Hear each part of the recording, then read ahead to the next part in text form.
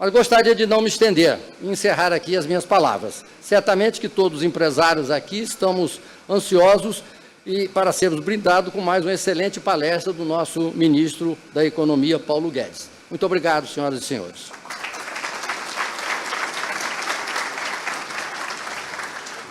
Bom, gente, sem mais delongas, eu queria convocar aqui o nosso ministro e fazer uma pequena provocação que nós estamos falando.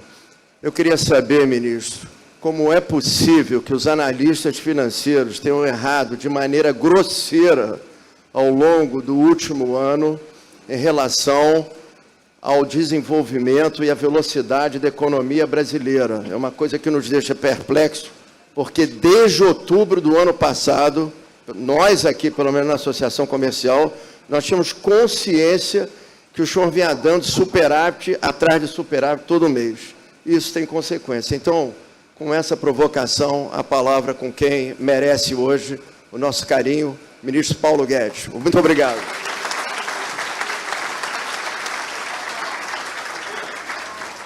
Bom dia, meus amigos. É um prazer estar aqui vendo tantos amigos. Eu acho que metade das pessoas aqui eu tenho alguma relação há algum tempo. Então, é agradabilíssima a ideia de estar de volta para a minha cidade, que é o Rio de Janeiro, cidade onde eu nasci, cidade onde eu vivo, e com tantos amigos. A pergunta do Josa é importante e ela se conecta também à própria previsão que a Firjan fez. A Firjan acabou de um grupo técnico, gente séria, gente bem intencionada, vai crescer 1,5% com inflação de 7,4%. Já está totalmente superado. Se não fizer nada daqui até o fim do ano, já cresceu 2,6%. Então, em vez de 1,5%, já está em 2,6% esse ano. E pode chegar a 3%. Inflação, 7,4%.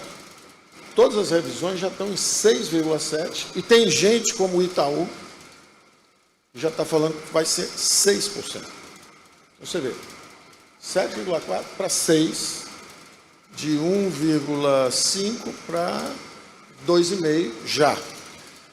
Esse é o caso do erro, pelo aspecto técnico que nós chamamos de mudança de estrutura. Nós estamos causando uma mudança de estrutura na economia, então os modelos tradicionais não conseguem capturar a velocidade da mudança. Esse é o erro bem intencionado. Agora, tem o erro da narrativa política, que também atrapalhou muito o governo todo esse tempo, que é o erro intencional, é o erro da narrativa política. Então, hoje, se vocês abrem os jornais, veem a mídia, 80% das notícias são ruins e 20% são notícias boas. Mas se você olhar os fatos, não as narrativas, 80% dos fatos são bons e 20% são ruins. Então, existe essa dissonância cognitiva que é produto da política. Desde o início eu disse, é um barulho político ensurdecedor, porque tinha um regime que estava há 30 anos gerindo o país. Era um regime estatista, é um regime de prevalência social-democrata, está tudo certo.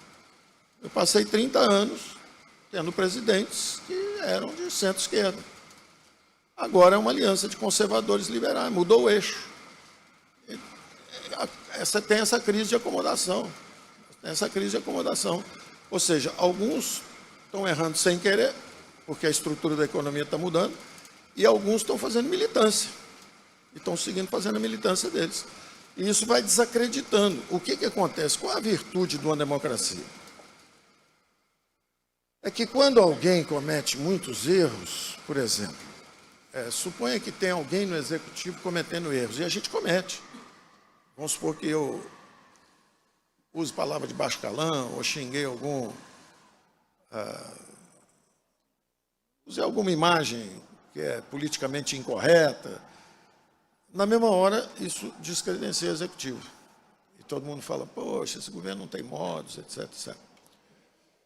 Cabe ao executivo mesmo se reorganizar e falar, alguém dá um toque em alguém e fala assim, olha, pega leve, tá ruim, tá ficando ruim, prejudica a nossa imagem, etc. Agora, vale o mesmo para os outros poderes. Se tem um jornalista que acontecem 10 coisas boas e uma coisa ruim, e ele diz que as 11 são ruins, ele está descredenciando o veículo dele. E aí baixam as assinaturas do veículo, e o veículo vai perdendo credibilidade. Acontece a mesma coisa com o próprio Congresso. Tem um deputado que xinga os outros poderes, diz que vai bater no ministro do Supremo, etc. Ele está descredenciando o Legislativo. Cabe ao Legislativo ir lá e dizer, olha, baixa a bola, porque você está descredenciando. O Legislativo é que tem que tomar a iniciativa. Está suspenso 1 ano. Porque se ele não faz isso, aí vem o Judiciário e interfere no Legislativo. Uma coisa que nunca tinha acontecido antes. Né? Manda prender um deputado. Por quê? O próprio Legislativo é que tinha que ter feito o exercício de autocontenção. Mas aí tem o ministro do Legislativo, tem o ministro do Judiciário que também comete excesso. E aí manda prender, investigar, censurar, empresário. Está descredenciando o Supremo. Aí a população toda também fica contra o Supremo. Então, é um exercício. Isso é um aprendizado. A democracia viva, vibrante, trabalhando, um barulho ensurdecedor, porque pela primeira vez houve uma ruptura da centro-esquerda. Foram 30 anos de regime de centro-esquerda. Entrou um pessoal que pensa um pouquinho diferente. Por exemplo, foram 30 anos de impostos subindo. Nós estamos baixando os impostos. Foram 30 anos de economia fechada. Nós estamos abrindo a economia. Isso são dados. São dados. Se você pegar assim, qual é o governo que mais fechou acordo comercial? Antes, eram 4. Nós fechamos 14. Mercosul, União Europeia, Área Livre de Comércio da Europa, quer dizer, nós fechamos 14 acordos comerciais. Então, é um governo diferente do anterior. E é natural, já estava todo mundo acomodado no modo de vida anterior. Você desloca o poder, a turma chia, reclama, sacode, joga pedra. Acontece. Agora, nós temos que jogar dentro das 4 linhas, né? Todo mundo tem que ficar dentro das 4 linhas. Quem comete excesso se descredencia. Então, finalizando essa primeira pergunta sua, Josa, por que erraram tanto? Erraram, mas erraram pesado, né? Quer dizer, no primeiro ano não vai haver reformas, não tem sustentação parlamentar. Milhões de pessoas nas ruas pedindo a reforma da Previdência. E milhões de pessoas nas ruas em Paris contra a reforma da Previdência. Olha a diferença de maturidade na opinião pública. E nós fizemos a reforma da Previdência no primeiro ano. Aí no segundo ano, o PIB vai cair 9,7%. A Inglaterra caiu 9,7%. A Itália caiu 8,7%. A França caiu 7,6%. A Alemanha caiu 5,6%. O Japão caiu 4,5%. O Brasil caiu 3,9%. É raro. De novo. Depois falar, não, o Brasil vai ficar em depressão porque eles não sabem lidar com isso. Não tem... Eu falei, vai voltar em V. Deve ser V de virtual, rindo, ridicularizando. Onde é que estão esses economistas hoje? Cresceu 4,5%. Mas foi populismo fiscal, gastaram muito dinheiro. A dívida PIB vai para 100% do PIB. Nós estamos apertando o BNDES agora para a despedalada final. Está faltando a despedalada final. Nós despedalamos quase 500 bilhões. Estão devendo só 90. Faltam 90 bilhões, que foram as pedaladas que o BNDES recebeu. O Supremo já nos deu, na verdade, o TCU já foi consultado, já deu o parecer que ele tem que devolver. O presidente do BNDES já separou o dinheiro, está dentro de Basileia, está tudo certo, quer devolver o dinheiro, mas o corporativismo existe. Está cheio de diretor que gosta de receber bônus de R$100 mil todo ano. E eles precisam desse dinheirinho lá, enquanto nós pagamos o custo da dívida. Nós estamos pagando aí 13%, 14% de juros da dívida, e eles querem ficar com o dinheirinho que foi repassado para eles a 3%. É um subsídio que a nação brasileira está dando para o BNDES. Nós queremos a despedalada final, nós queremos o dinheiro de volta. O BNDES, o TCU mandaram devolver o dinheiro. Mas a direção jurídica do BNDES está defendendo e quer ficar com o dinheiro. Não vai ficar, vai devolver. O TCU mandou devolver.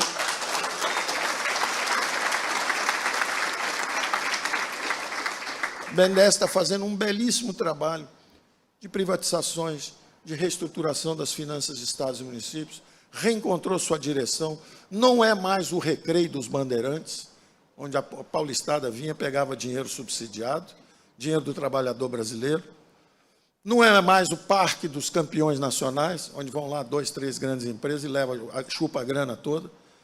Não é mais assim. Ao contrário, o que aconteceu foi o seguinte, é a primeira vez que tem uma recuperação econômica forte, 48% do crédito foi para pequena e média empresa. Porque quando vence e eu vou dar números reais, sem falar os nomes das empresas, por gentileza, venceu um empréstimo de 10 bilhões de um campeão nacional no BNDES. Nós dissemos o seguinte, vai procurar a sua turma. Você já é grande, vacinado, tem dinheiro, tem empresa, já é uma multinacional, já é um campeão internacional, não é nem campeão nacional mais, já é um campeão internacional, vai procurar a sua turma, vai pegar dinheiro onde você quiser. Nós não vamos renovar esse empréstimo. Quando você não renova 10 bilhões, 5 bilhões, por exemplo, vem para despedalar. Vem para reduzir a dívida PIB, reduzir a dívida pública brasileira, que nos custa 13%, 14% ao ano. É o paraíso dos rentistas. Então, nós temos que derrubar essa dívida. E a outra metade, os outros 5 bi? Lá para os pequenos e médios. Resultado, 48% dessa expansão de crédito agora, na recuperação econômica brasileira, 48% foi para o pequeno e médio empresário. Isso nunca tinha acontecido antes. Então, mudou o eixo, mudou a política. Então, eles erram as previsões todas. Eles estão achando que estão vivendo naquele mundo de antigamente. O mundo já mudou, já está diferente. Eu vou dar vários exemplos para vocês, mas vocês vão entender por que é importante essa despedalada final. Porque quando nós entramos, a dívida PIB era 76% do PIB, 76,5% do PIB. Nós chegamos, fomos atingidos imediatamente, acabamos de chegar no governo, fomos atingidos pelo colapso da Argentina. 40% da nossa exportação de automóveis, exportações industriais de São Paulo, ia tudo para a Argentina. O PIB ali já era para ter caído 0,3%, 0,4%. E logo depois tivemos também a tragédia de Brumadinho. Mais uma queda de 0,3%, 0,4% no PIB. Quer dizer, nós já chegamos tomando uma bombada no PIB para cair mais de 0,5%. Conseguimos ir virando, e virando, e virando. No final do ano, crescemos 1,3%. Era para ter crescido 1,8%, quase 2%. E aí começamos a decolagem no início de 2020. A prova disso é que nós levamos 3 anos para conseguir bater o recorde de arrecadação que tínhamos atingido já em 2020, no início de 2020. Então, o Brasil estava efetivamente decolando. Eu tinha segurança, certeza absoluta disso. E eu dizia, nós vamos surpreender. Eu ia aos fóruns internacionais, no G20, em Washington, ia a Davos, ia à OCDE em Paris, e dizia, olha, vocês estão subestimando o Brasil. Não subestimem o Brasil. Nós somos uma grande nação. Nós vamos surpreender. Nós temos 30 anos de democracia, ela é robusta, ela é flexível. Ela está sob ameaça, o seu governo ameaça a democracia. Narrativa, fake news. É ao contrário. Agora sim é uma democracia ampla o suficiente. Democracia Saci Pererê, só tem perna esquerda, só pulava numa perninha. Cadê os conservadores? Cadê os conservadores? Cadê os liberais? Cadê os conservadores? Agora sim, é uma democracia ampla, ampla. Tem voto dos dois lados, tem as duas perninhas, para pular numa, para pular na outra, pode escolher. Mas antes você era obrigado a votar só num lado. E criou-se uma convenção, o consenso no caminho da miséria, que é para onde a Venezuela já está, é para onde a Argentina está indo e para onde a gente estava indo devagarzinho. Porque eu, quando era jovem, o país crescia 7,3%, média de 3 décadas, 4 décadas, era 7,3%. Era o país que mais atraía gente do mundo inteiro. A maior colônia de japoneses fora do Japão, a segunda maior colônia de italianos fora da Itália, a terceira maior colônia de alemães fora da Alemanha, mais libaneses no Brasil do que no Líbano. O Brasil trazia gente do mundo inteiro, uma cultura empresarial, o sul todo foi industrializado, Juiz de Fora era Manchester mineira, cheia de café, têxteis e etc. Nós fomos sufocando a capacidade empresarial brasileira. E não é culpa da democracia, não. Os militares, nos últimos 2 governos, Petrobras, Eletrobras, Siderbras, Telebras, Nuclebras, Portobras, travaram o crescimento brasileiro. criaram crises cambiais recorrentes, vieram os civis e, por incapacidade de gestão, levaram para a hiperinflação. Os militares tinham estabilizado o desastre. 200% de inflação, 3 anos seguidos. Os civis chegaram e tocaram fogo no que sobrou. Por incapacidade política e econômica. Incapacidade política, porque tinham ficado tanto tempo fora do poder que não sabiam governar. Incapacidade econômica, porque chegou uma opção de gente que começou a congelar preço, congelar poupança, fizeram 3, 4, 5 erros. Tiveram 10 anos de erro e toda a mídia perdoando tudo. Por quê? Porque a esquerda tinha chegado, finalmente, ao poder. Então, pode errar à vontade, não tem problema. Aí, quando tem um governo conservador, tem 1 ano, nem começou o governo ainda, está tudo errado, está tudo errado, está errado. Aí vem o Covid, a turma ainda sabota, tenta derrubar o barco, afundar. Toda a nave, toda a Arca de Noé tem um pica-pau a bordo, né? Furando, para tentar fazer água, né? É natural, né? É da natureza humana, né? Mas você tem que pensar maior um pouco. Tem que pensar no país. Tem que pensar em 200 milhões de pessoas que estão aqui fora, que dependem da gente. E faz a crítica do que é errado e faz o elogio do que é certo.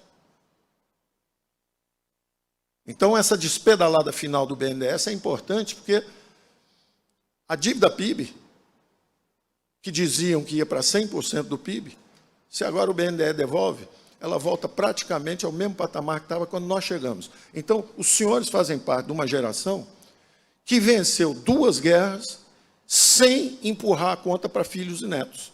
A dívida PIB é 76 e pouco do PIB, ela vai voltar para 76, ela estava em 77,6 o mês passado. Agora o BNDES devolve isso, a gente volta, está do jeito que estava. Você pode olhar seus filhos e netos e falar assim, ó, o trabalho está feito, nós fizemos a nossa parte, nós pagamos a crise, não empurramos para vocês. O que governos passados faziam em bola de neve, endividando em bola de neve as gerações futuras do Brasil. Então, nós tivemos o duplo compromisso durante todo o governo. Não falta dinheiro para a saúde, mas nós vamos proteger as futuras gerações. Ano a ano, nós mantivemos esse compromisso. Ano a ano. Ah, mas vocês furaram o teto. O teto foi mal desenhado. Primeiro furo do teto, vou dar o exemplo. Por que é feito o teto? Para não deixar o governo federal crescer muito. Ele estava crescendo muito. Já era 45% do PIB. Metade do PIB brasileiro passava por Brasília. Então botaram um teto lá. Esqueceram de fazer as paredes, que são as reformas, esqueceram de quebrar o piso, que o piso sobe, é um teto, e nós estamos conversando aqui no final da palestra, nós estamos espremidos contra o teto. Porque está tudo indexado, vinculado, tudo obrigatório. Então é fácil botar um teto e sair correndo, feito que fizeram. Bota o teto e sai correndo. Dá 3 aumentos de salário. Quando eu cheguei, eu já tive que aumentar o salário. Porque fizeram um cálculo, falaram quanto tempo leva antes de espremer todo mundo no teto? Uns 10 minutos. Então fala 10 minutos, sai correndo, deixa a turma espremer aí embaixo. Foi o que nós pegamos. O piso subindo o tempo inteiro, o espaço, e eu usando a bandeira da austeridade para proteger as gerações futuras. Às vezes até contra fogo amigo interno. Tem pica-pau a bordo. Então vamos furar, vamos furar, vamos furar. O que nós fizemos? Respeitamos o fiscal. Respeitamos o fiscal, que é a proteção das gerações futuras. Então, primeiro furo de teto, 2019, como é que foi? Simples. Estava parada há 8 anos a extração de petróleo, por uma disputa entre governos e estados. Eu cheguei e disse, mais Brasil, menos Brasília. Foi combinado isso com o presidente Bolsonaro. Nós vamos descentralizar. O maior inimigo da democracia é a centralização de poder. O maior inimigo da economia de mercado é a centralização do poder econômico. Um país que tivesse 6 bancos, 6 empreiteiras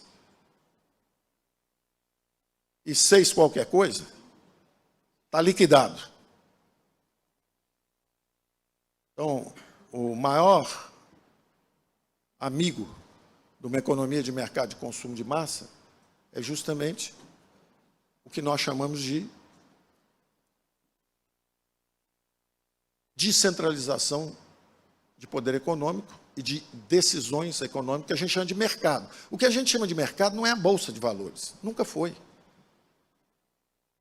A Bolsa de Valores é um espelhinho que fica lá no fundo. Se você estiver fazendo muita besteira aqui, ele mostra uma imagem meio estragada. Se você fizer tudo certo do lado de cá, ele começa a mostrar uma imagem melhor, mas ele é um espelhinho. O mercado é um algoritmo de decisão econômica descentralizada. Tem um cara que inventa lá o carro elétrico, o outro inventa o uso do etanol para ser combustível, o outro inventa gás natural, o outro faz um 5G. Cada um vai inventando uma coisa e a gente vai se aproveitando daquilo em benefício comum. É um jogo cooperativo. Qualquer um de vocês, você não fez o tênis, não fez o iPhone, não fez o relógio, você não fez nada do que você está usando. Você prestou algum serviço para alguém, pegou isso aí e transformou em tudo que você usa. Essa é a força e o poder do mercado. Nós descemos das árvores e hoje estamos indo para a Lua, graças a essa capacidade econômica que nós criamos com esse algoritmo milenar. Os despreparados acham que o mercado foi inventado 2 séculos atrás por um explorador inglês. Então, esquece, os fenícios, os babilônios, os assírios, os astecas tinham mercado. Qualquer pessoa que lê sabe disso. Os mercados sempre existiram, incentivos, produzir, troca, sempre existiu. Isso é um algoritmo. Como é que 3,8 bilhões de pessoas estão saindo da miséria? Nunca tanta gente saiu da miséria na história da humanidade, nos últimos 30 anos. Quem são os mais miseráveis da humanidade? Quem eram os mais miseráveis? China, Paquistão, Índia, Indonésia, Vietnã. Estão saindo da miséria. Há 30 anos eles estão saindo da miséria. Viúvas do socialismo, vítimas do socialismo, mergulharam nos mercados globais. Estão há 30 anos subindo. 30 anos subindo, reduzindo a miséria lá.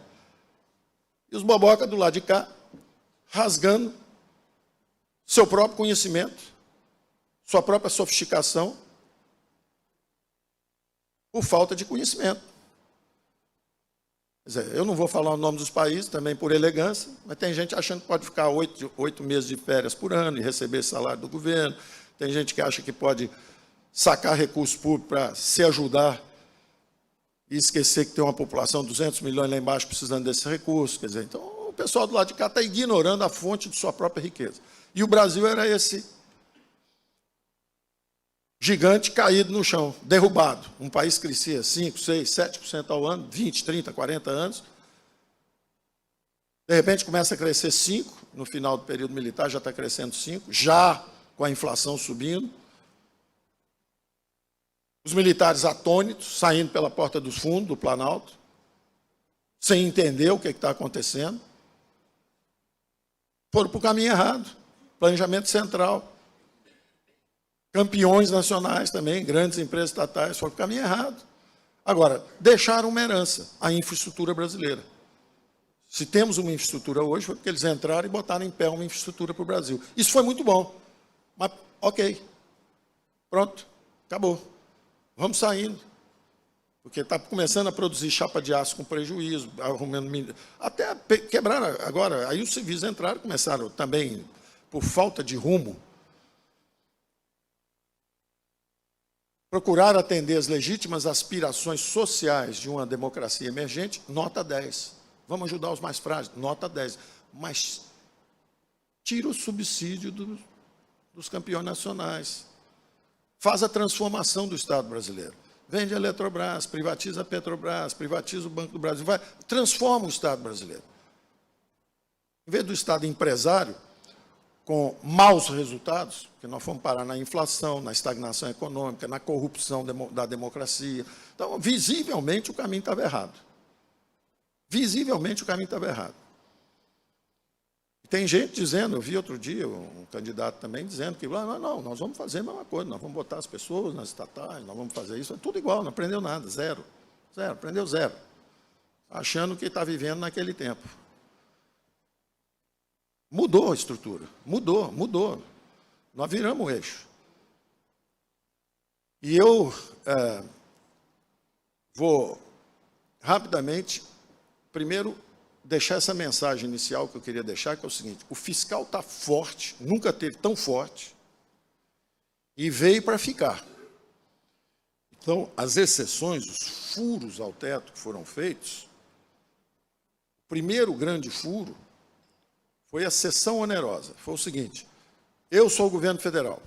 O teto é para não deixar o governo federal se expandir. Eu extraí 90 bilhões de petróleo, porque eu retomei os leilões de petróleo que estavam travados. Está 8 anos não havia leilão. Nós retomamos os leilões. Vieram 90 bilhões. Em vez de eu querer um governo federal muito grande, ficar com os 90 bilhões, eu preferi o seguinte, nós preferimos, o governo preferiu o seguinte, 70 só conosco e 20 com estados e municípios, porque nós acreditamos em mais Brasil e menos Brasília. Porque lá é que precisa de segurança pública, lá que precisa de hospital, lá que precisa de escola, creche. Então, menos Brasília, mais Brasil. Então, eu preciso pegar esses 20 bilhões e dar para os governadores. Não pode, fura o teto. O teto está disfuncional, está mal construído. O teto é para não deixar o governo crescer. Eu estou diminuindo. Eu estou reduzindo o governo federal. Eu quero dar o dinheiro para estado e município. Ou seja, eu vou reduzir o governo. Por favor, abre o teto solar aí, deixa eu botar a cabeça de fora, porque eu quero reduzir. Eu quero reduzir o governo. O governo total está do mesmo tamanho. O federal ficou um pouquinho menor, estados e municípios um pouquinho maior. Simples como isso. Aí na mídia toda, furou o teto, eles nem perguntam por quê. Não existe a pergunta por quê. É mais fácil jogar uma pedra. Quem é pedreiro é ignorante. É a arma do ignorante, jogar pedra. A arma da pessoa... A arma da pessoa sensata é perguntar por quê. Aí você responde, ele pode concordar ou discordar. Aí o segundo teto, furou o teto de novo, o que foi? Lei Candir. 40 anos, 4 décadas, o governo federal sendo acionado no Supremo pelos estados que estão dizendo que o governo não pagou, ele reduziu os impostos, mas não pagou uma diferença que tinha que pagar, que estava exportações, imposto sobre exportações, etc., sobre extração de minério. Bom, 30 anos parado. Chegamos lá, de boa vontade, vamos ajudar os estados e municípios. Nunca os estados e municípios receberam tantos recursos. Quem reclama hoje, ou é débil mental, ou está fazendo militância. Porque se você olhar os dados, são inequívocos. Nunca receberam tanto dinheiro. Nunca. Você chega em Brasília e pergunta para um cara da oposição, você já viu tanto dinheiro assim? Ele fala, nunca. Ainda bem que vocês são trouxas, manda esse dinheiro todo para a gente. E a resposta é, nós não somos trouxas. Nós somos republicanos. Nós somos a favor da descentralização de recursos e atribuições. Vocês têm que trabalhar mais. Vocês precisam de mais recursos para atingir essas metas. Porque vocês estão mais próximos do povo do que Brasília. Brasília é planejamento central, nós não queremos isso. O ministro do Planejamento, hoje, ou é um farsante, ele vai entender de semicondutores, ao mesmo tempo o futuro da infraestrutura, ao mesmo tempo o futuro dos gases, da economia, a transição da economia cinza para a economia verde, ao mesmo tempo ele entende todas as necessidades da política agrícola. É uma farsa. Isso é uma farsa.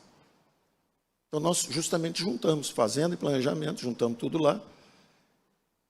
E o que nós estamos fazendo, na verdade, é o seguinte, descentralizamos os recursos e descentralizamos também o planejamento. O planejamento está descentralizado. Se você conversar com o ministro de Ciência e Tecnologia, ele vai dizer todo qual é o futuro do Brasil em Ciência e Tecnologia. Se você conversar com o ministro da Agricultura, ele vai te explicar todo o futuro do Brasil em direção à economia verde.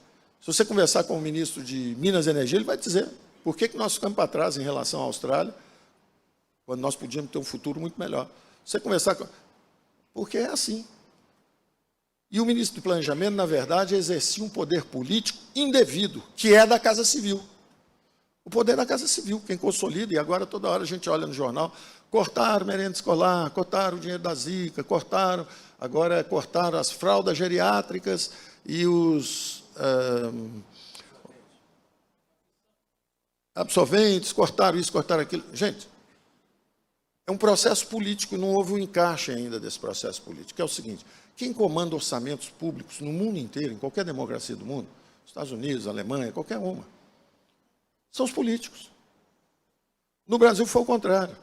Como a gente saiu por incompetência, a gente foi para 2 hiperinflações, para 2 surtos de hiperinflação, por incapacidade política de ver o que estava acontecendo. E incapacidade técnica, econômica, de impedir o processo. Nós fomos 2 vezes para a hiperinflação. Nós indexamos, vinculamos, tornamos obrigatórias todas as despesas. Então, 96% do orçamento público é carimbado. O político eleito não tem nada para fazer, a não ser brigar com o outro. Xinga, joga pedra, se atraca ali no corredor, quem ganhar, leva. Porque ele não tem o que fazer, o orçamento está carimbado, ele não toma decisões.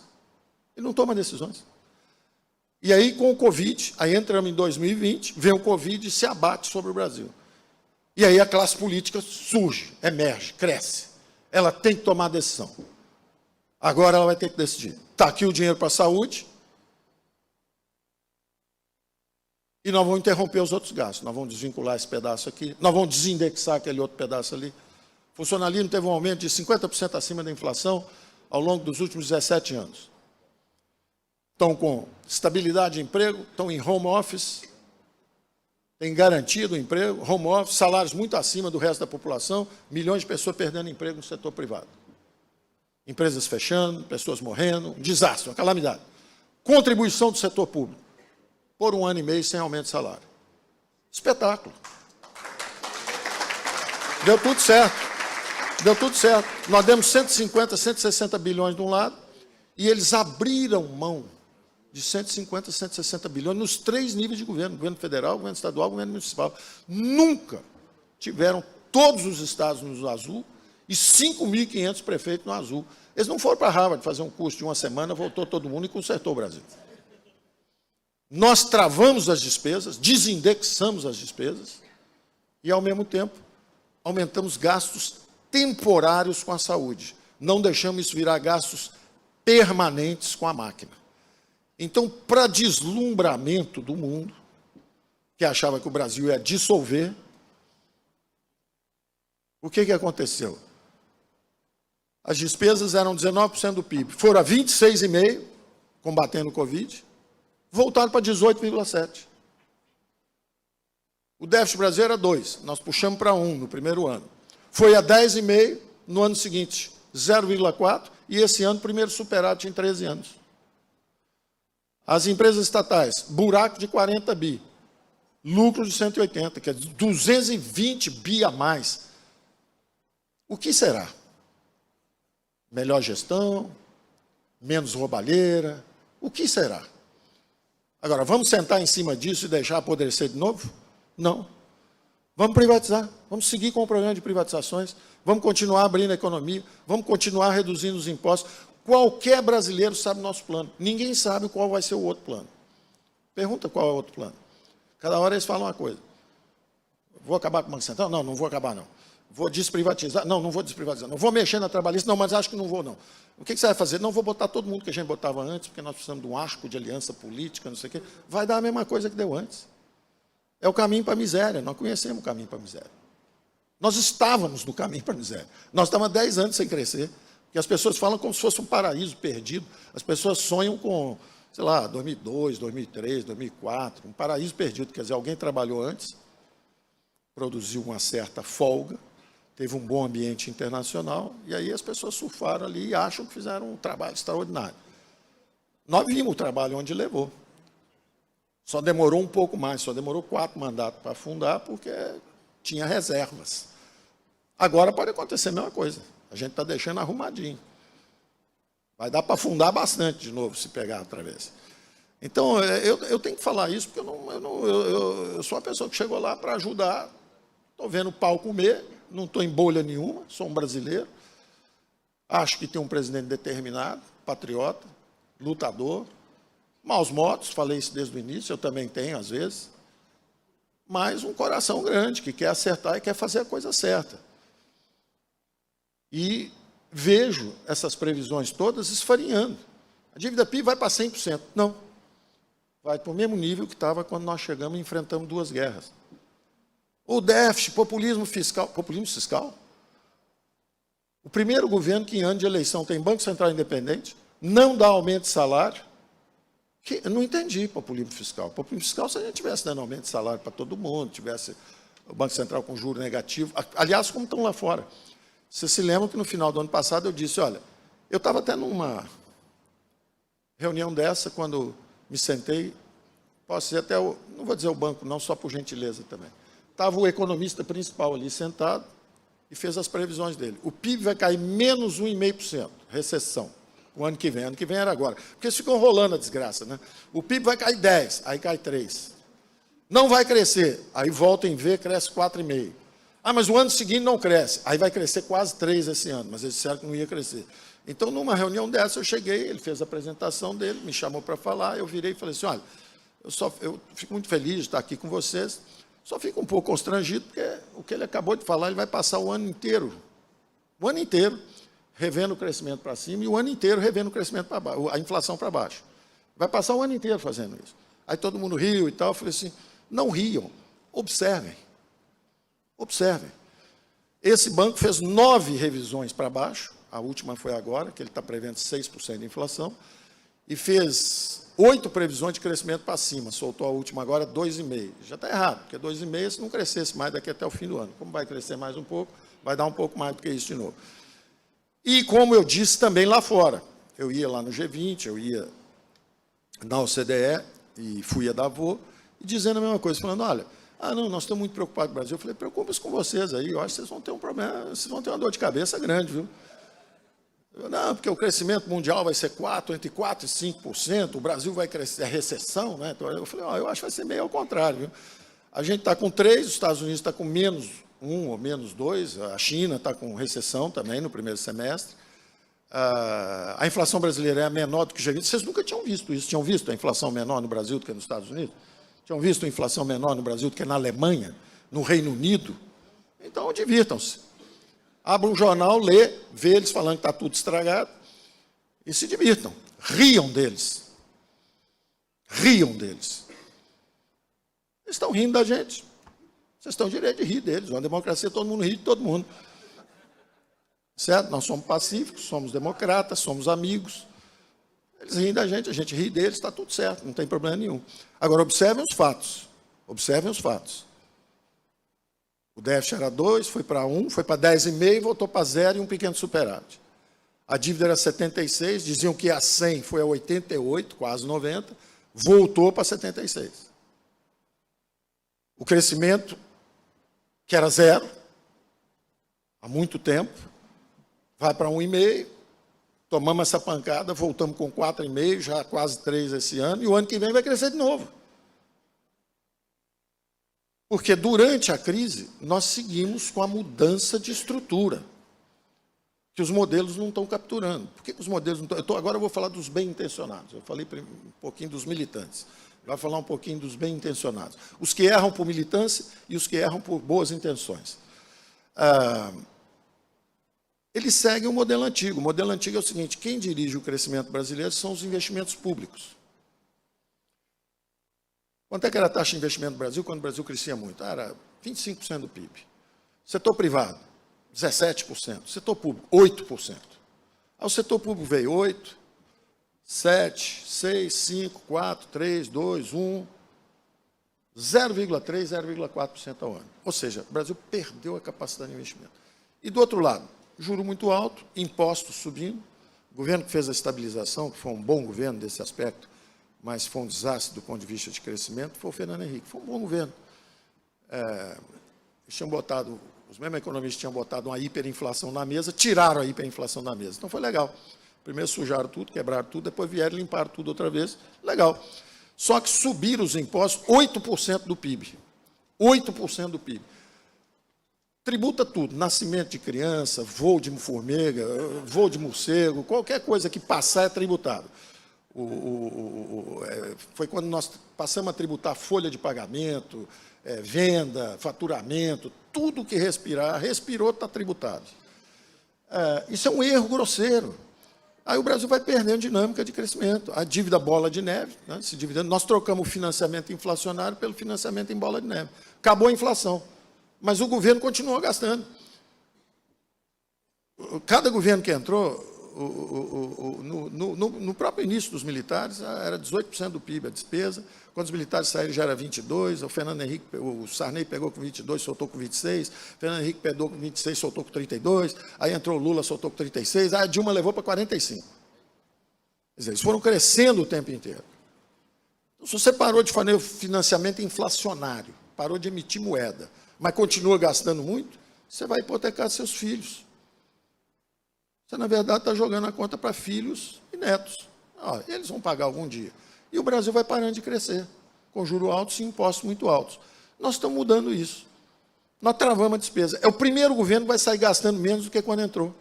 Nós chegamos com 19,5% do PIB, nós vamos sair com 18 e pouco, se sairmos. Se ficarmos, vai ser menos ainda, vai ser 16, 17, 16 lá na frente. Os estados com um pouco mais de recurso, o governo federal com um pouco menos. O Brasil, o Estado brasileiro, muito mais um Estado social, em vez de um Estado empreendedor, porque o Estado empreendedor é um desastre. Corrompeu a democracia brasileira e estagnou a economia brasileira. Quebraram tudo, nuvem de gafanhoto, quebraram fundo de pensão, quebraram as empresas, quebraram tudo. Então, nós temos que mudar. E nós usamos esses conceitos durante a crise. Daí os erros de previsão. Porque os conceitos estavam firmes.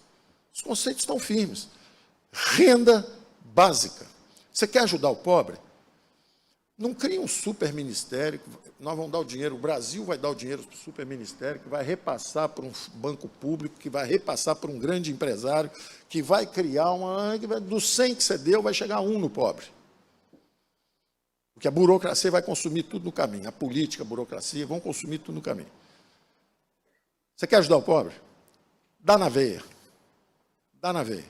Então, quando chegou o Covid, imediatamente, hoje está cheio de pai o programa. Mas nós sabemos quem foi a mãe. Tem muito pai. Pai é o cara que fala, não é 200, não é 300, não é 500, é 600. Mas nós sabemos. Quem é que produziu o programa? Quem sentou, escreveu, desenhou e falou, tem que ser assim. O presidente falou, não pode ficar ninguém para trás. Temos que agir. É uma obsessão dele. A economia invisível, o pequenininho. O cara que vai lá no jogo do Palmeiras ou do Flamengo, e o cara vai lá e vende uma garrafinha de plástico. Está todo mundo trancado em casa, distanciamento social, não tem. Como é que esse cara vai viver? Ele trabalha de dia para levar comida para os filhos à noite. Como é que esse cara vai sobreviver? Na mesma hora, auxílio emergencial. Nós desenvolvemos na veia direto. Digitalizamos 68 milhões de brasileiros e entregamos o dinheiro na mão. Tem americano até hoje esperando chegar o correio, o cheque do correio. Nós fizemos o Pix, o dinheiro está lá na conta do cara, e o Banco Central dos Estados Unidos está vindo para cá para aprender a fazer o Pix lá. Nós ganhamos o prêmio.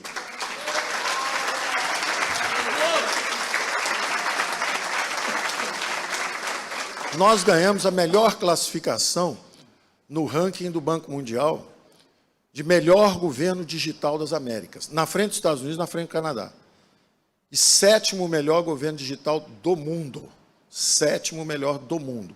130 milhões de brasileiros hoje usam serviços públicos digitalizados. O exemplo mais brutal que me incomodava muito era a prova de vida. Quer dizer, a pessoa está lá em Cabo Frio, uma velhinha, fase terminal, tinha que botar numa Kombi, ou numa, às vezes vinha na chuva, na carruagem, na carroceria de um caminhão, para trazer aqui, correndo risco de vida para provar que está viva. Aí trazia num hospital credenciado para dizer que ela está viva. Meu Deus do céu, na idade digital, chega lá, tira a foto, mete o dedão, acabou, está digitalizado, estou viva, pronto, chega o dinheiro no dia seguinte. Não tem que trazer fisicamente. Então, nós digitalizamos, você se aposenta em 1 hora também, se tiver preenchido todos os requisitos, você entra lá, se aposenta, tem consulta médica, quer dizer, nós digitalizamos o serviço público brasileiro. Ao contrário dos governos anteriores, que não só deram esse aumento de 50% acima da inflação, como contrataram 160 mil novos funcionários, nós demos um choque digital. 40 mil pessoas se aposentaram e tudo bem. Seguiu o jogo. Tudo digitalizado. Acabou. Então, controlamos as principais despesas. Quando abrimos o teto, foi justamente para poder atender. Por exemplo, faz sentido respeitar o teto com uma guerra, que era o Covid? Quer dizer, Vamos morrer todo mundo embaixo do teto ou vamos gastar e transferir o dinheiro para os mais frágeis? Acabou. Levanta o teto e vamos embora. Nós não somos idiotas, nós não somos dogmáticos, nós somos seres humanos inteligentes. Nós sabemos a intenção do teto. A intenção do teto é não deixar inchar o governo federal. Está tendo uma doença, eu estou salvando pessoas, eu estou inchando o governo federal? Não, eu estou dando dinheiro, as pessoas vão sobreviver. O que aconteceu no ano seguinte? A despesa caiu de 26% do PIB para 18%. Acabou. A doença foi embora, a despesa sumiu. O que aconteceu com o déficit? Era 10, voltou para 0. O que eles levaram 15 anos para fazer? Levar um déficit de 10 para 0? Nós levamos 15 meses. Porque nós sabíamos que nós estávamos criando despesas temporárias para combater o Covid. Ponto. Acabou. Aí surge mais um meteoro, cai na cabeça da gente. Os precatórios, todo mundo, ai, calote, calote. Não é calote. Tem que entender o seguinte, quando você fala que vai dar 30 bilhões ou 50 bilhões para os mais frágeis, Faria Lima entra em ebulição. Inflação, inflação, mas se falar que vai dar 90 bi para eles, é beleza. É beleza, me dá aqui meu precatório, paga aqui meu precatório. Calma, calma. Vamos fazer o seguinte. Supremo Tribunal Federal, por favor. O que vocês acham disso aqui? Esse meteoro já caiu nos estados. E aí, como é que faz? É bom fracionar, porque nós dissemos que tinha que honrar e pagar na bucha. O que aconteceu? Os 26 estados iam quebrar. Nós tivemos que recuar e fazer uma senha. Quem chegar primeiro, vai levando e tal, nós vamos ter que fazer alguma forma disso. Ok, quer dizer, eu conversei com a justiça brasileira. Eu não sou um caloteiro, eu não sou um cara que quer travar as despesas. Conversei com a justiça brasileira. Fui à justiça brasileira e fiz a seguinte pergunta. O que faz um cidadão que quer cumprir a lei? Eu tenho que cumprir um teto, que é uma determinação do legislativo. E eu tenho que pagar à vista, que é uma determinação do judiciário. Se eu obedecer ao judiciário, eu posso ser preso pelo legislativo. Se eu obedecer ao legislativo, eu vou ser preso pelo judiciário. Vocês têm alguma sugestão que não seja eu me demitir imediatamente e sair correndo para ficar o mais longe possível daqui? Tem alguma sugestão aí para mim? Porque tem um comando constitucional conflitante com o outro. Um me manda obedecer o teto, que na época era 90 bi de espaço que eu tinha, e só de precatório tinha 89. Então, se eu pagasse o precatório todo, 89, acabou. O governo fecha o governo um ano, não tem mais nada para a gente fazer. É impossível, não funcionaria. Então, o que nós fizemos? Transformamos essa crise numa oportunidade. Fomos ao Supremo, fomos ao Legislativo, conversamos com todo mundo e acertamos uma solução que eu posso dizer que é espetacular, porque não fui eu, foi todo mundo junto. Foi o TCU, foi o Supremo, foi o Congresso, sentamos, conversamos. Claro que eu dei algumas ideias também, mas foi uma solução, todo mundo junto, estamos juntos. Resultado, qual é a solução? Dos 89 bilhões, e vejam a emergência da situação, nós tínhamos uma previdência que gastava 700 bi e dava golfadas de 30 ou 40 todo ano, subia 30 ou 40 bi. Por isso o pânico e por isso a necessidade de fazer imediatamente a reforma da Previdência, assim que nós chegamos.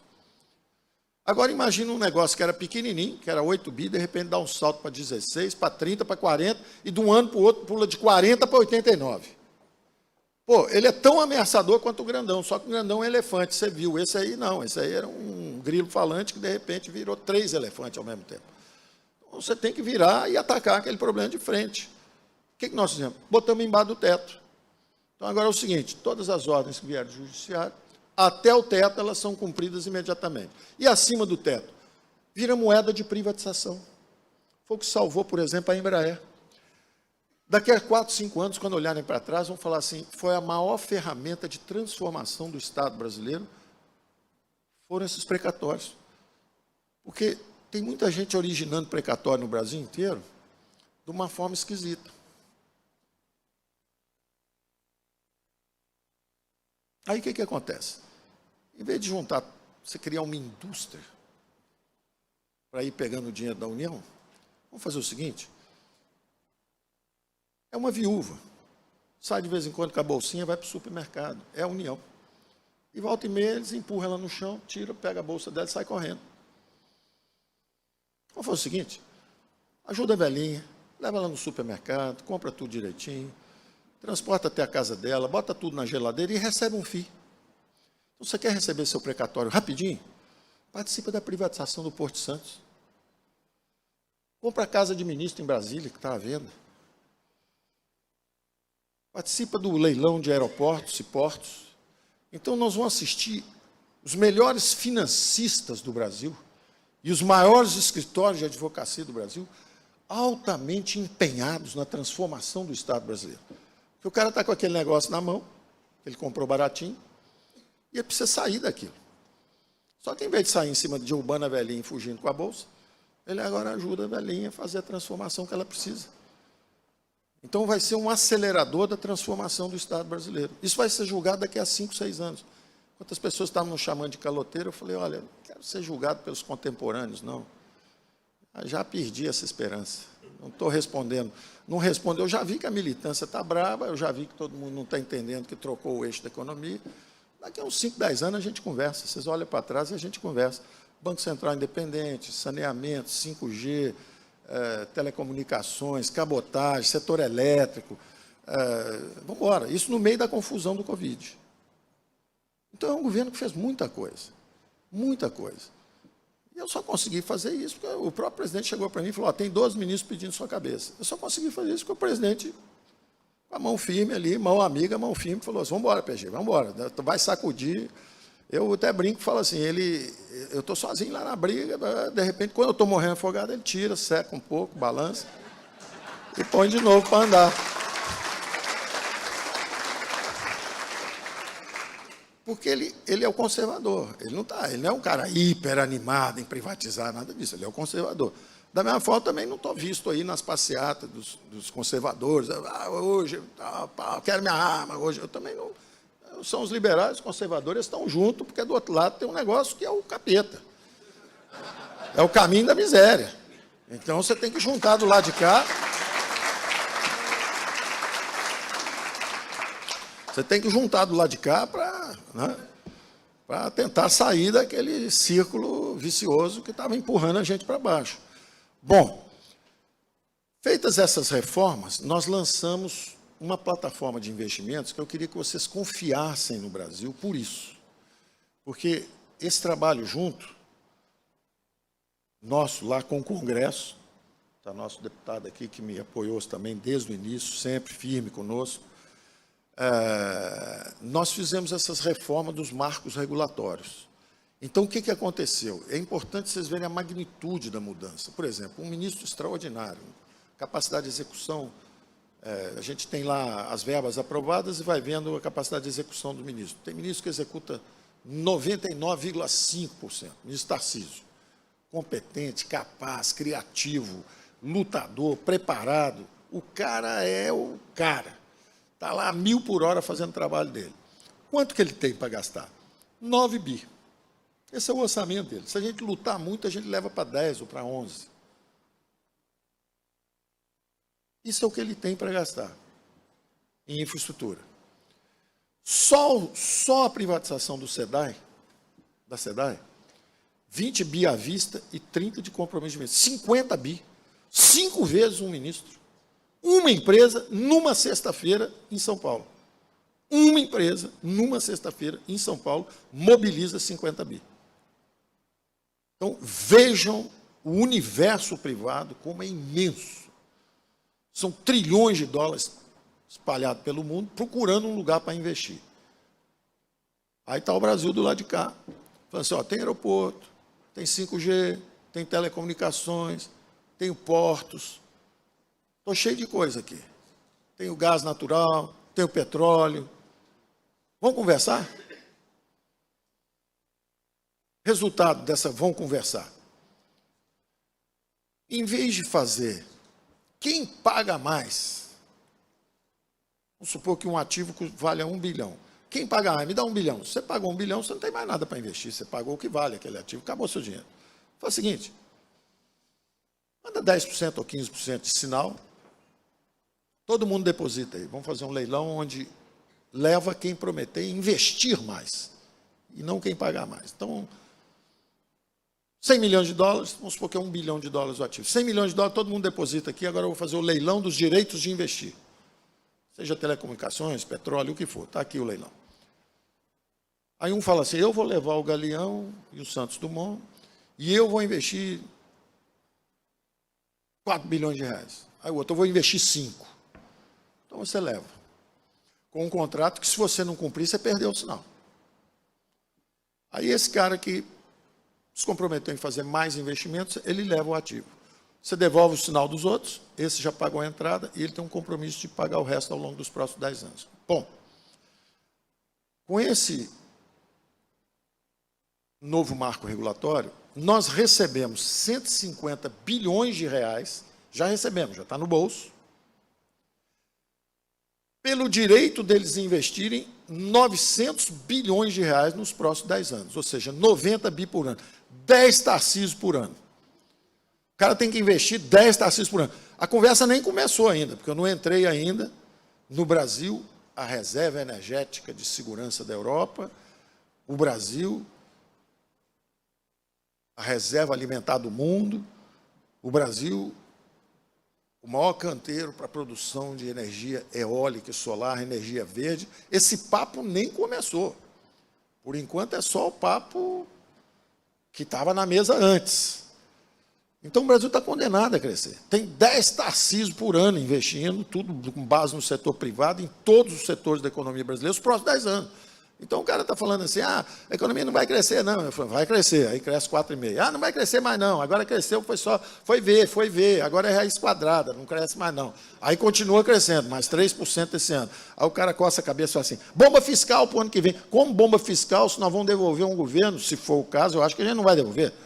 Nós vamos devolver para nós mesmos.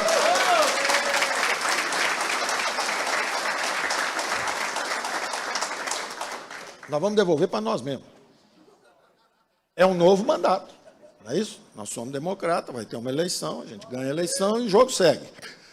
Nós vamos receber a dívida PIB que nós chegamos. Então, cadê bomba fiscal? Conversa essa. Não, mas tem 432 milhões, 222, 723 reais, 40 centavos, que é o resultado de ter reduzido isso, feito aquilo, vocês baixaram imposto, isso. Tem uma reserva de liquidez que a gente deixa, que é o dobro disso. Então, suponha que existisse isso. Nós temos uma reserva que é o dobro disso. Está aqui reservado. Se o cara chegar e falar, olha essa conta aqui, toma aqui o dobro, tá bom? Pagou, ainda tem mais do que você reclamou. Tá bom assim ou você quer outra coisa? O que você prefere? Como é que nós vamos fazer? Então, conversa fiada, narrativa, gente despreparada, militância, coisa ruim. A coisa está arrumada. As reduções de impostos que nós estamos fazendo são legítimas. Nós somos um governo que passou 3 anos sem dar aumento de salário. Nós queremos compartilhar com a população e não só com o funcionalismo.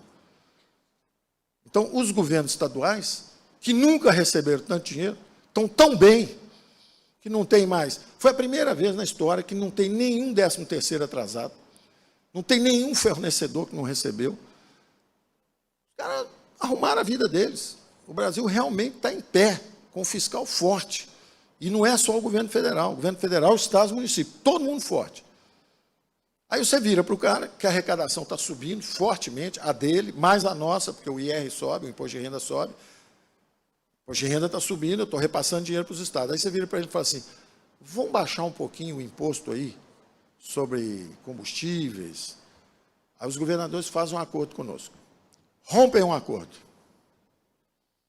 Aí o legislativo vai lá e diz assim, cumpra-se.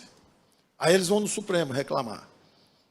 Ora, nós temos direito, nós somos um governo social-democrata, nós queremos pegar esse excesso de arrecadação e reduzir as alíquotas. Queremos reduzir as alíquotas, queremos compartilhar com a população brasileira esse aumento de arrecadação, em vez de ficar com esse troço na mão para continuar enchendo a máquina.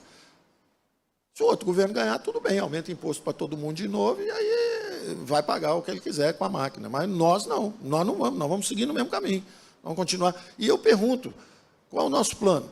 Que eles falam, né? Cadê o plano? Cadê o plano? Se eu perguntar para todo mundo aqui, nós vamos aumentar ou reduzir impostos? Nós vamos controlar gasto ou nós vamos gastar mais porque é o governo que vai puxar o crescimento? Nós vamos abrir a economia ou vamos fechar? Nós vamos manter os R$600, a renda básica do trabalhador brasileiro? Claro, pô, tem dinheiro, o país tem capacidade. E nós temos ferramentas novas. Ferramentas novas, você vai aprendendo. Você vai aprendendo, estamos lá já, você vai aprendendo a usar. Tem ferramentas lá. Os brasileiros têm 1 trilhão de empresas estatais. Aí disseram assim, ele me prometeu privatizar, não privatizou nada. O nosso governo privatizou 14% acima a soma de todos os outros anteriores. É porque eles não olham o número. Eles não olham os números. Ah, prometeu e não fez. Nós vendemos 300 e poucos bilhões, quase 30% do que tinha lá para vender. Mas é mais fácil jogar a pedra do que fazer a conta. O Fux do Estado de São Paulo fez a conta, ele chegou à conclusão, ele me avisou, ligou e falou assim, vocês venderam 15% a mais do que todos os governos somados. Obrigado, Fux.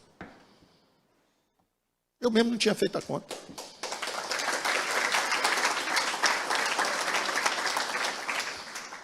Então, nós estamos seguindo nesse caminho e nós descobrimos o seguinte, tem mais 1 trilhão de... Na verdade, eu falei 1 trilhão, muita gente, ele fica falando em 1 trilhão, eu errei, é 1 trilhão e 200 bilhões, é um pouquinho mais, em imóveis. Uma parte não é vendável, mas tem uma parte que é vendável.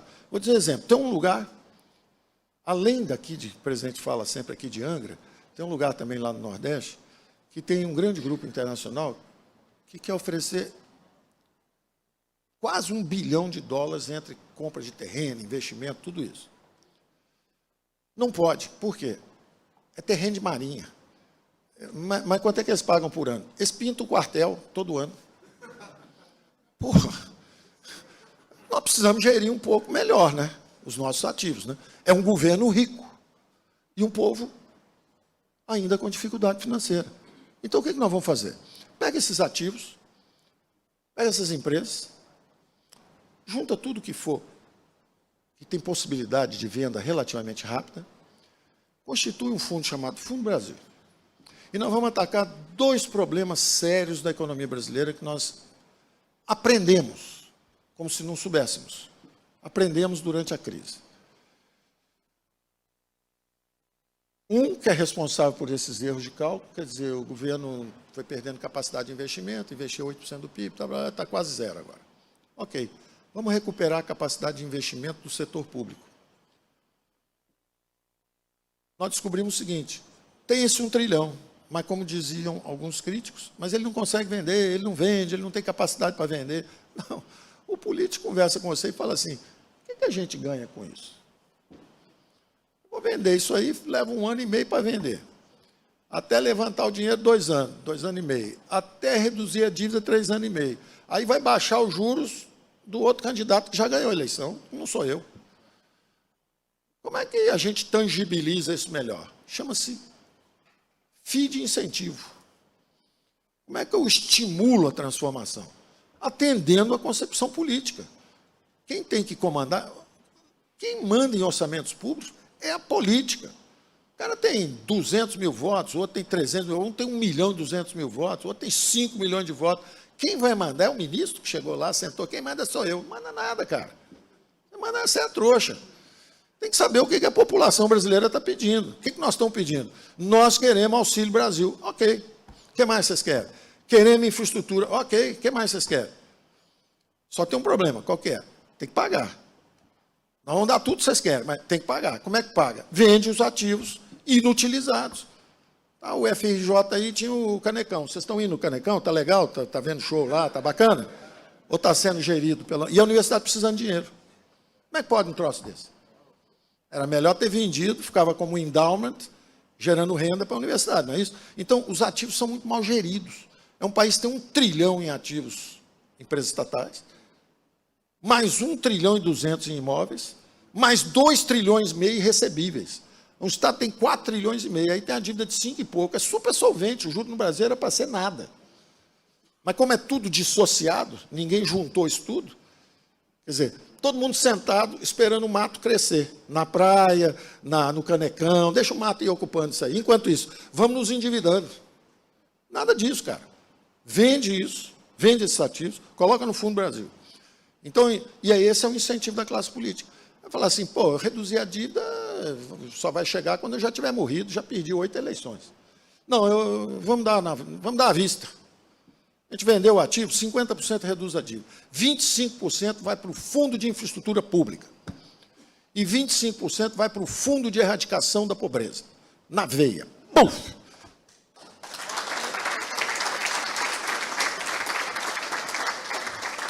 Então, nós vamos ajudar o crescimento privado, porque os investimentos já estão em 19% do PIB. Apesar do governo investir pouco, o modelo mudou. Quem está olhando para aquele modelo antigo fala assim, não vai crescer nada. E eu estou dizendo, vai crescer 2, 3, vai crescer, já está crescendo.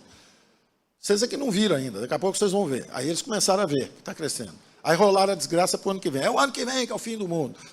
É o ano que vem, o fim do mundo é o ano que vem. Eles vão ficar rolando isso. Se a gente tiver aí, enquanto a gente tiver isso, vai ser rolado. Vai rolando, vai rolando, vai rolando. Quando eles chegarem, acontece. Aí vai acontecer o fim do mundo. Quando eles chegarem, aí acontece o fim do mundo que eles estão prevendo. Porque eles realmente têm essa capacidade. Então, eu termino, e aí vamos para as perguntas, eu termino dizendo o seguinte, já tem um crescimento contratado, os juros já estão altos, já estão desacelerando o crescimento, estão desacelerando, podia estar crescendo até um pouquinho mais, mas como os juros estão altos, como parte do combate à inflação, e é o primeiro presidente que tem a coragem de fazer a coisa certa, o Banco Central Independente, é o primeiro que teve essa coragem.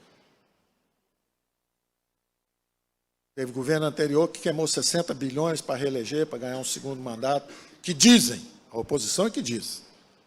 O PT é que diz que o Fernando Henrique comprou a eleição dele, a reeleição dele, comprou a emenda constitucional da reeleição, que é uma desgraça. Uma desgraça, que bota uma pressão tremenda em todo mundo. E eu escrevi isso 20 anos em jornal, que a reeleição não é boa, não é boa, não é boa. O senhor mudou de ideia? Não. Eu continuo achando que reeleição é ruim. Agora, se tivesse um Lula, um Fernando Henrique e uma Dilma, dava para um Bolsonaro. Com 2 Dilma, 2 Fernando Henrique e dois Lula, talvez precise de 2 Bolsonaro para consertar. Né? Inclusive porque teve um Covid. A gente não conseguia nem fazer um Bolsonaro, foi meio, porque o Covid tirou metade do nosso mandato. Né? Então, acho que ele merece um créditozinho. Está trabalhando, botou o país para crescer, vacinou 98% da população adulta brasileira. O Brasil está com a inflação mais baixa do que lá fora, está com um crescimento maior do que lá fora, é uma democracia resiliente. É o que eu tenho para dizer. Então, eu sigo otimista, confiante, congratulo e celebro com os senhores essa reação do Brasil a essa fase ruim. Nós mostramos que temos resiliência, temos capacidade, somos uma democracia funcional. O pau come, mas o resultado sai do lado de lá. A barulheira é infernal. Serão melhores brasileiros os que se comportarem corretamente, né? Os caras que fizerem a coisa certa, em vez de, em busca do poder, boicotar ou sabotar um país. E vamos em frente, tá bom? Obrigado por tudo e vamos...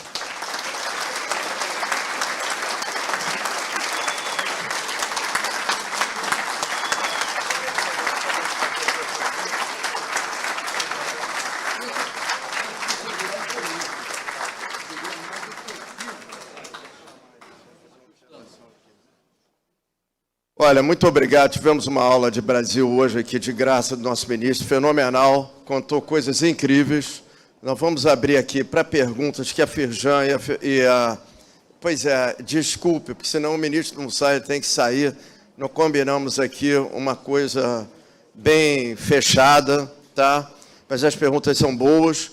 Eu queria fazer uma observação para você, Paulo. Eu, outro dia, estava em São Paulo, e começando a falar, porque a Faria Lima isso, Faria Lima aquilo. Eu falei, gente, eu queria explicar que no Rio de Janeiro, Faria Lima é o primeiro governador da fusão, tá? Então, pelo amor de Deus, não me vem com essa conversa. E eu realmente sempre admirei o seu discurso, tenho certeza que falo pelo Caetano, porque é isso. Aqui no Brasil se paga juros sobre a dívida pública e ninguém discute. Quando se tem um auxílio emergencial para o cara que está lá na miséria, é uma gritaria total, você sabe disso. Então, parabéns, tá? Pela sua luta. E vou passar a palavra aqui para o meu querido Caetano, que tem uma pergunta aqui para formular, por favor. Ministro, muitas das perguntas que teríamos aqui já estruturada, o senhor respondeu no decorrer da sua explanação aqui, mas tem uma que eu gostaria de avançar um pouco mais, no sentido de que o nosso país tem progredido em fontes de energias limpas, mas o modelo energético ainda se baseia na utilização de combustíveis fósseis, né? E o objetivo é alcançar uma economia com baixa emissão de carbono, é para onde o mundo progride, né?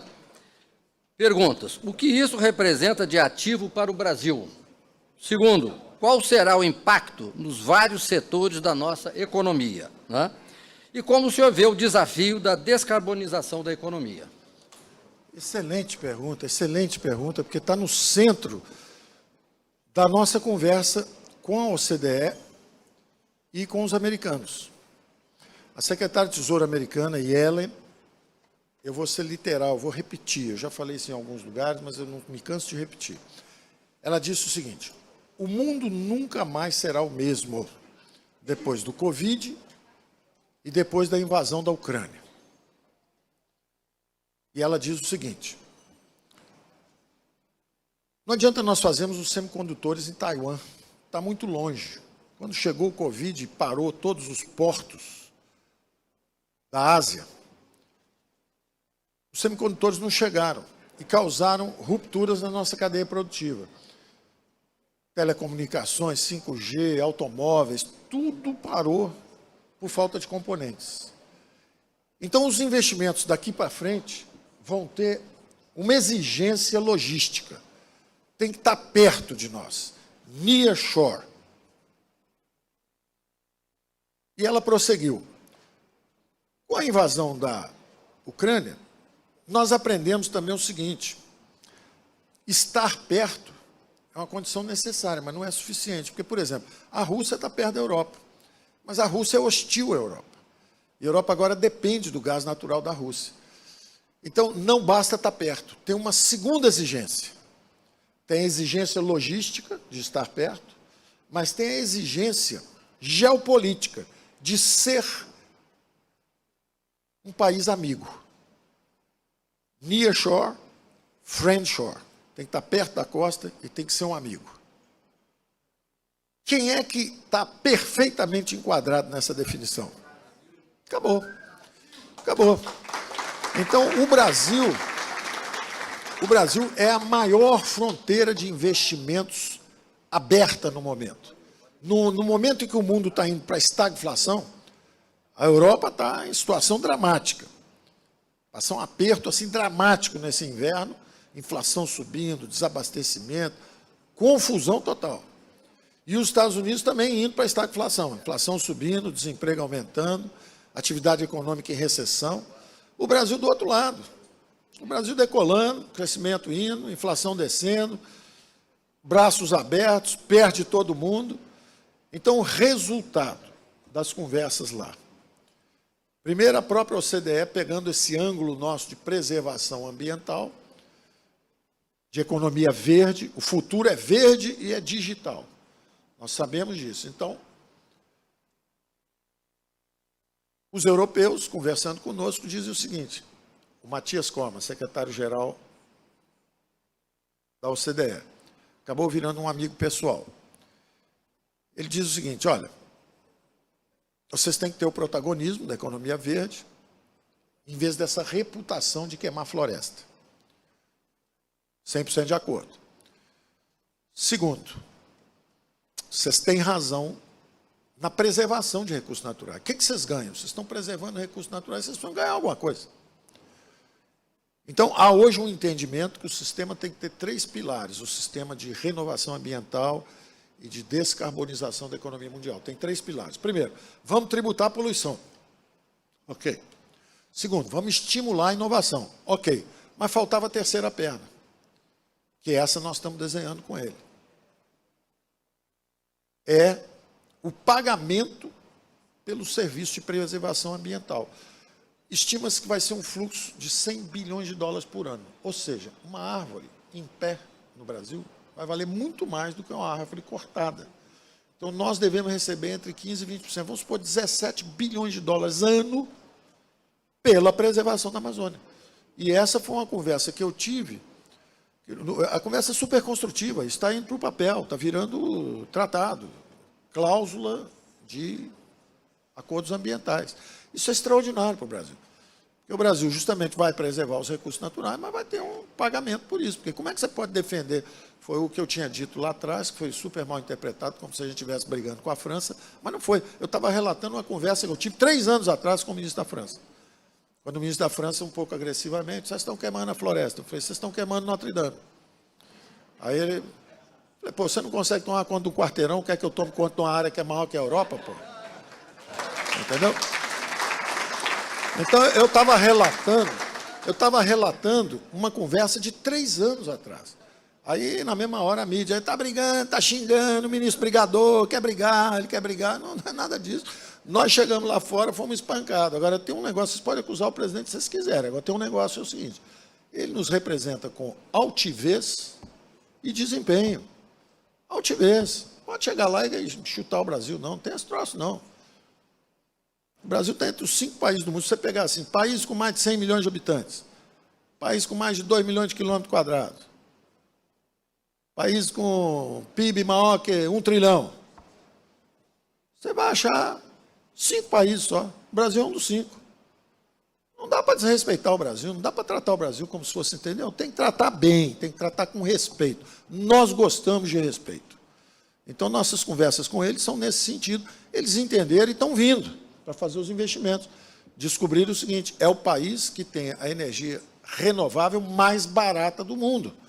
Bastou a gente reduzir um pouquinho os impostos e o barulho já começou a aparecer.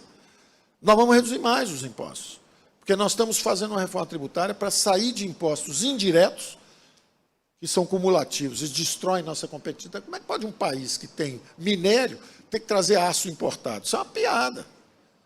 O aço que vem da China, quer dizer, o minério sai daqui, vai para a China, vira aço, volta para o Brasil, 40% mais barato do que se passar numa maciaria brasileira e for para o Nordeste. Por quê? Custo Brasil. ICMS, IPI, frete de cabotagem, está errado esse troço. Nós temos que acabar com esse troço, enfiar a mão nisso, e estamos enfiando a mão nisso, reduzindo os impostos, reduzindo o frete, entrando para a OCDE, que aí ela exige essa competição maior. Então, nós estamos trabalhando nessa direção. O Brasil vai ser um dos protagonistas dessa transição da economia cinza para a economia verde. A matriz energética mais limpa e mais diversificada do mundo. O alemão está mergulhando de novo no carvão. Nós estamos aqui com hidrelétrica, solar, eólica. Eólica já é 10%, nós vamos dobrar. 10% é uma Itaipu. Nós temos uma Itaipu de eólica. Só que nos próximos 3, 4 anos nós vamos dobrar. Vamos fazer mais uma Itaipu. Na verdade, dizem para nós, os europeus, como eles estão interessados em hidrogênio verde, que seria a energia do futuro, que eles querem botar entre 10 e 50 Itaipus no Nordeste brasileiro nos próximos 10 anos. Estamos preparados para receber esses investimentos.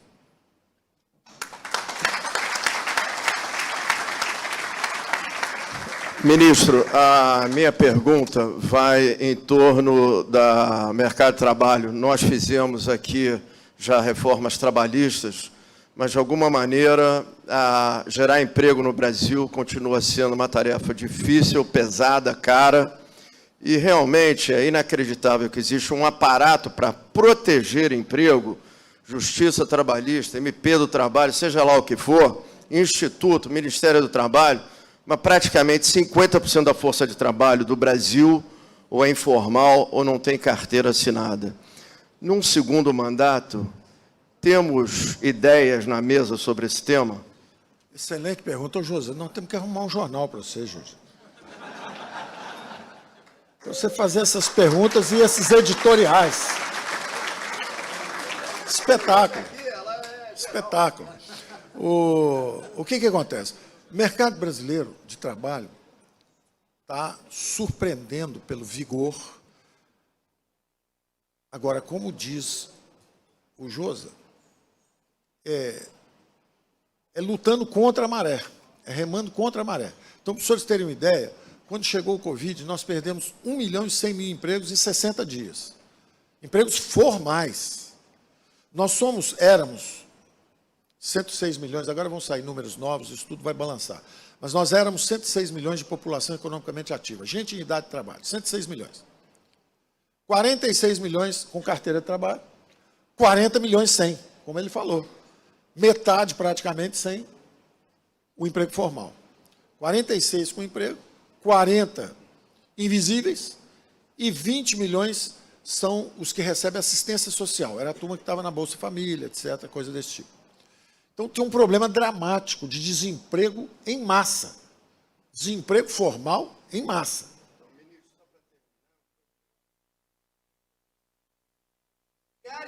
Perfeito. Perfeito. Então, o que acontece? Quando bateu essa doença, primeira coisa, auxílio emergencial, salvar os invisíveis. O pessoal que trabalha de dia para levar comida à noite.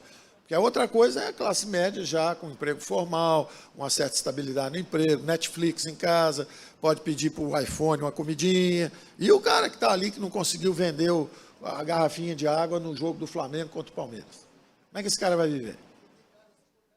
Hã?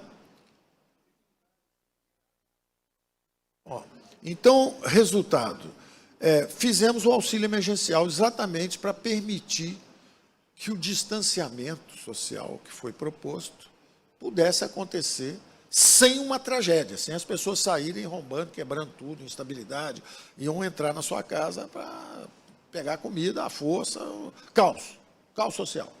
Então, desenhamos um auxílio para ajudar o pessoal. Logo depois, 1.100.000 pessoas demitidas no mercado formal. Lembra que eu falei que eram 46 milhões com carteira, 13 milhões de funcionalismo público, sobraram 33 milhões. Por 33 milhões, você demitir 1 milhão, assim, de repente, é um negócio assustador. Cai de 33 para 32 milhões em 60 dias. Aí você fala, vamos desenhar rápido o benefício emergencial. Em vez de demitir alguém, por exemplo, pequeno restaurante, vou fechar. Não fecha, não. Reduz, em vez de 8 horas de trabalho, 4 horas de trabalho. Ninguém vai almoçar lá, ninguém vai jantar lá por causa do distanciamento social. Mas vamos fazer o seguinte, 2 horas antes do almoço, você abre, prepara a refeição e vende na sua vizinhança. Fecha de novo. 2 horas antes do jantar, você abre, prepara a refeição e vende na sua vizinhança. Você sobrevive e não demite ninguém. Eu fui a um hotel, minhas primeiras férias, depois de 3 anos no governo, eu resolvi tirar férias. Tirei férias, era 17 de dezembro, eu só consegui sair de Brasília 4 de janeiro. Quer dizer, não consegui tirar férias nenhuma. Ia ser de 17 de dezembro a 8 de janeiro. Eu saí dia 4 e voltei dia 8. Quer dizer, eu fiquei 4 dias de férias. Fui parar num hotel do Nordeste. Quando eu cheguei lá, o jardineiro, quando eu entrei no hotel, queria agradecer ao senhor. Agradeço o presidente Bolsonaro, agradecer ao senhor, porque eles fecharam esse hotel. Quando começou a doença, o hotel foi fechado. Aí o senhor lançou um programa, vocês lançaram um programa lá para manutenção de emprego. Então foi ótimo para mim, porque eu vim aqui de manhã, abria a geladeirinha, o minibar, o frigobar, ligava a televisão e tal, só para não deixar enferrujar tudo, trabalhava só meio expediente, e embora pescava a tarde inteira aqui e tal, ainda recebia a outra metade do salário no programa dos senhores. Então, foi um tempo muito bom para mim, o hotel readmitiu todo mundo, e agora nós abrimos, estamos indo muito bem e tal. Quero agradecer muito o programa. Nós digitalizamos 11 milhões de indivíduos que receberam essa ajuda. Isso foi desde o pequeno bar, passando pelos hotéis e chegando à indústria automobilística, que me agradeceu, dizendo que 25 mil empregos foram preservados na indústria automobilística. Então, se você pensar bem, 11 milhões de pessoas era 1/3 da mão de obra brasileira em regime de CLT. Seria o caos total. Então, nós seguramos os que precisavam dos recursos, os invisíveis, preservamos 11 milhões de empregos e partimos para a geração de emprego. Do fundo do poço até hoje, nós criamos 16 milhões de empregos, 15 milhões e 900 e não sei quanto. Sendo 5 milhões e pouco formais e 10 milhões informais. Isso deu 730 mil por mês, 2 vezes mais do que os Estados Unidos. A economia mais dinâmica do mundo está gerando, gerou 5 milhões e pouco, quase 6 milhões de emprego, desde o fundo do poço, que davam uma média de 390, quase 400 mil por mês. Nós estamos com 700 e pouco. Então, nós temos ainda mais dinamismo do que a economia mais dinâmica do mundo. Mas está faltando dar dignidade a esse trabalho, porque esse trabalho está lá, esses 10 milhões de pessoas entraram. O que nós temos que pensar? Todo mundo sabe. O salário é pouco para quem recebe, é muito para quem gera um emprego. Porque custam 2. Para criar um emprego, você paga 2. Para dar 1.100 de salário mínimo, custa 2.000 e pouco. Por causa dos encargos trabalhistas, encargos sociais e todas as leis. Nos Estados Unidos tem um mercado de trabalho que só tem uma exigência. É o salário mínimo hora. Eles só falam isso. Então, chega uma pessoa do Quênia, isso é caso real, contando para vocês um caso real. O cara chega do Quênia, eu no aeroporto, de vez em quando pego um táxi aqui, um táxi ali, aí conversava com o cara não sabia falar inglês direito. Quanto tempo você está aqui? De onde você vem? Vem do Quênia. Quanto tempo você está aqui? 12 anos, 13 anos. Eu falo, uau, fantástico, bacana. O cara não conseguia nem, o inglês dele não dava nem para saber para onde eu estava indo. Eu falei para onde eu ia, mas o cara estava com uma dificuldade enorme. Mas está lá na luta. Eu falei, como é que foi o seu negócio aqui? Ele falou, não, cheguei.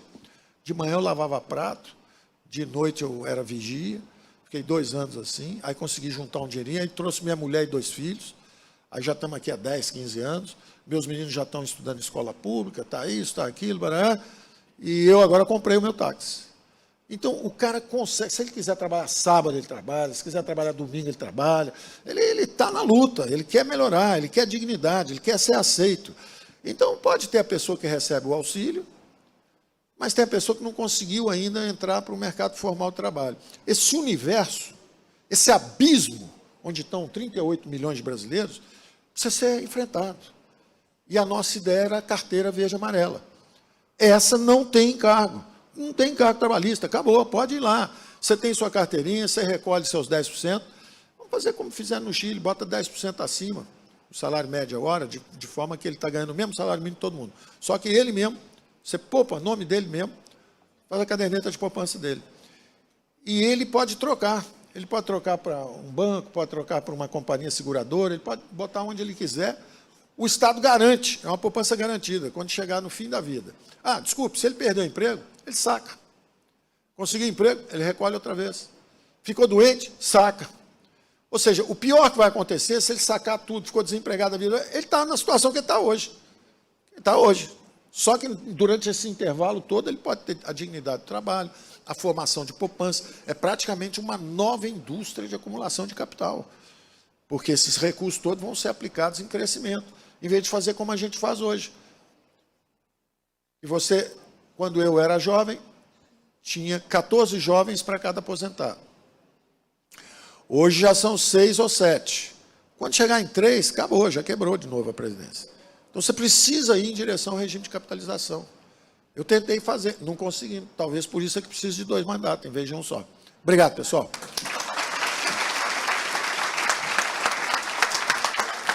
Ministro, muito obrigado. Obrigado aí pela presença de todos.